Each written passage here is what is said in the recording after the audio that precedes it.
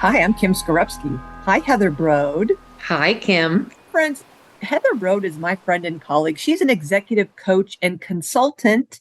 She used to be the executive director for faculty advancement, mentoring, and engagement with the Ohio State University College of Medicine.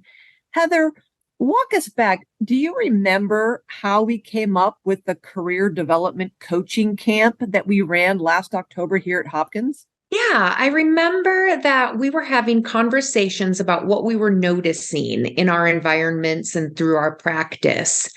And I was noticing that I have all these clients, they come from all these different places, and a common theme is that the people that I'm coaching feel disconnected. They feel isolated. We were still coming out of the pandemic in October. It's tough anyways, especially academic medicine with the disparate responsibilities people have and how women in particular got saddled and burdened with extra responsibilities of home care, of children, of parents. And so I think it stemmed from just this perception of what people were experiencing and what we could do to help counter that and help people, women in healthcare, find a new meaning in their careers, be revitalized and refreshed and renewed and relax a little bit too. I love it. You're so right. I remember us having a conversation and you had just done a retreat and you were excited about it and you're planning the retreat. It was something that you had a retreat. And I'm like, oh my gosh, I've been thinking of doing Yeah. that for women here at Hopkins. And we were really wanting to give special attention to our mid-career women. And we ended up inviting a dozen alumni from our leadership program for women faculty. They were clinician faculty members. We tried to keep like a relatively homogeneous group of clinician scientists. There were 12 of them. We went across the big bridge to the Eastern Shore in Maryland, and we had our camp, our career development coaching camp that you and I worked on for months and months. And I think it was a wonderful experience. Friday night around dinner time, and then Sunday dismissal or like around noon. It was a great weekend. Oh, I mean, the whole thing was so much fun. So, first of all, the setting was wonderful. It was great to get out of the city and into this bucolic, lovely, old historic inn right on the bay. Like, that was so memorable, just that arrival, it really made you feel like you were in a different place, in a different space. So, I loved that. Uh, and then I don't know that I have like one particular favorite memory. It's more how well and how quickly everyone gelled. Yeah. And we had our little kickoff in that lovely entryway room before going into dinner. And everybody was just chit-chatting and enjoying each other's company. And then I remember that night we had our first session after dinner, and like the group just got into it Mm-hmm. and were able to be so honest and vulnerable and open.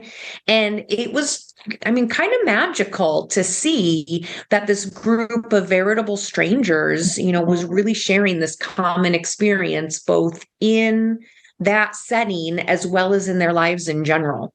Yeah, I totally agree, Heather.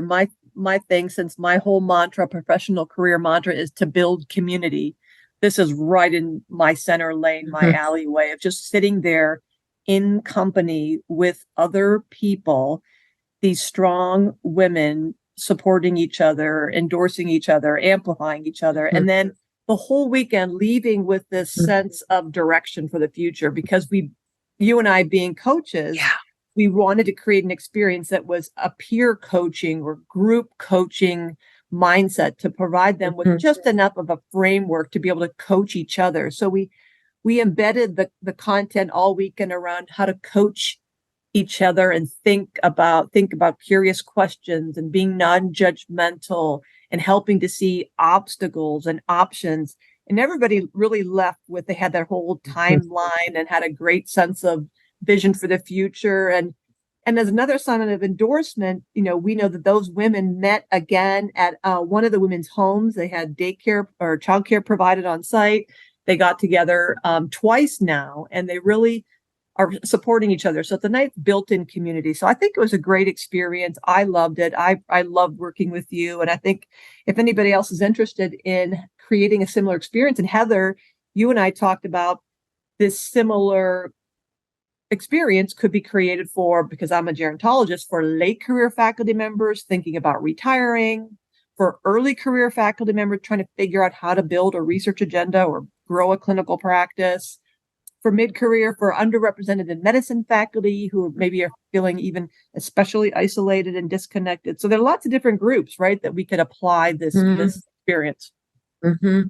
Just seeing that there was such, like you said, that need for community and knowing what community does, right? I mean, community is what connects you to an organization. It's the people. It's not the organization itself. It's the people that comprise the organization. And so I just don't think that can be understated or overstated rather, just how important it is. And when, you feel like there are others like you and you feel supported by the people around you, you're willing to contribute more, you're willing to stick around. It's just such a beautiful, positive experience that sometimes gets overlooked in service of doing all the other things that have to be done. Very nice, Heather. Well said. So if you want to provide an opportunity for your faculty, a transformative experience that will help grow their sense of belonging and their value and supportive culture, just reach out to us. We'd be happy to bring our content to you. Absolutely. Thanks, Kim. Thanks for tuning in to Faculty Factory Podcast. The mission of the Faculty Factory is to build and support a community of leaders in faculty development who share tools, resources, wisdom, and encouragement in service to our faculty members, schools, and institutions. We encourage you to go to facultyfactory.org to find out more. Get in touch with me, ask me any questions. Maybe you want to be interviewed on the podcast. Thanks for tuning in to Faculty Factory Podcast. We'll see you next time. The Faculty Factory podcast and website is sponsored by the Johns Hopkins University School of Medicine Office of Faculty. For more information, visit facultyfactory.org.